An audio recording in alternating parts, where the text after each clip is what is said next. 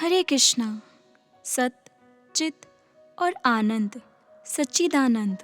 यदि सच्चा आनंद चाहते हो तो उस परमात्मा से अपना संबंध जोड़ लो। उससे संबंध जोड़ने के लिए आवश्यक है प्रभु भजन। रात को सोते समय और प्रातःकाल उठते ही अपने परमात्मा का 10-15 मिनट के लिए ध्यान कीजिए और विनती कीजिए, हे परमात्मा, आज का दिन मैं आपके चरणों में समर्पित करता हूँ। मुझे सद्बुद्धि देना मेरे मालिक, ताकि मैं किसी न किसी सत् कार्य में अपना समय लगा सकूं। इस प्रकार आप रात को भी 10 से 12 बजे के बीच जो प्रार्थना करोगे वह सीधा परमात्मा के दरबार में जाएगी। जब हनुमान जी ने लंका में रात को प्रवेश किया, उस समय विभीषण श्री राम नाम के संकीर्तन में मग्न थे। हनुमान जी ने श्री राम शब्द सुनते ही उनके घर में ब्रह्मा का रूप धारण करके प्रवेश किया और कहने लगे, हे भक्तराज, मैं आपको प्रणाम करता हूँ। कृपया आप मेरे प्रणाम को स्वीकार करें। विभीषण ने आंखें खोली। सामने ब्रह्मा के रूप में हनुमान जी खड़े थे। उन्होंने उनका प्रणाम स्वीकार किया। हनुमान जी ने कहा, आपका नाम क्या है? आप कौन हैं? सारे लंकावासी शराब के नशे में मस्त हैं। केवल आप हैं जो श्री राम की भक्ति में मस्त हैं। विभीषण ने हाथ जोड़कर कहा, भगवन, मैं रावण का छोटा भाई विभीषण हूँ।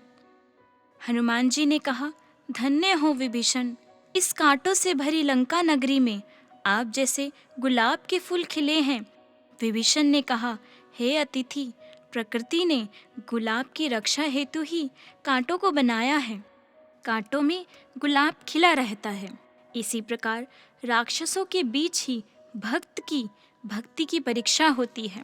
वह चाहे प्रहलाद हो, ध्रुव हो, चाहे हरिश्चंद्र हो, सभी का जीवन शिक्षात्मक घटनाओं से भरा हुआ है। हे ब्रह्मा देवता, अब आप अपना परिचय दीजिए। मैं यह तो जान गया हूँ कि आप आकाश मार्ग से आए हैं, इसलिए कोई साधारण ब्रह्मा नहीं हो।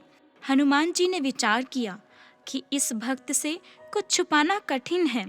अपने वास्तविक रूप में प्रकट हो गए और कहा, मैं श्री राम जी का दूत हनुमान हूँ। यह सुनकर विभीषण गदगद हो गए और कहने लगे, कहे विभीषण सुनो हनुमत्ता, बिन गुरु कृपा मिले नहीं सत्ता। परमात्मा की कृपा के बिना संत मिलन नहीं हो सकता। आज मेरे अहोभाग्य हैं जो आपके दर्शन करने का अवसर मुझे मिला। विभीषण ने हनुमान जी को संत कहकर पुकारा। क्यों? क्योंकि हनुमान जी रामदूत बनकर आए थे। दूत का अर्थ होता है संदेशवाहक। प्रभु का संदेश संत ही लेकर आते हैं, इसीलिए संत कहकर संबोधित किया। तो मेरे प्रियजनों, जिस प्रकार विभीषण के निरंतर भक्ति करने से श्री राम के दूत हनुमान का दर्शन उन्हें हो पाया, इसी प्रकार हम भी निरंतर भक्ति करेंगे तो हमें भगवान श्री राम या उनके रूप का दर्शन जरूर होगा, आनंद की प्राप्ति जरूर होगी। हरे कृष्णा।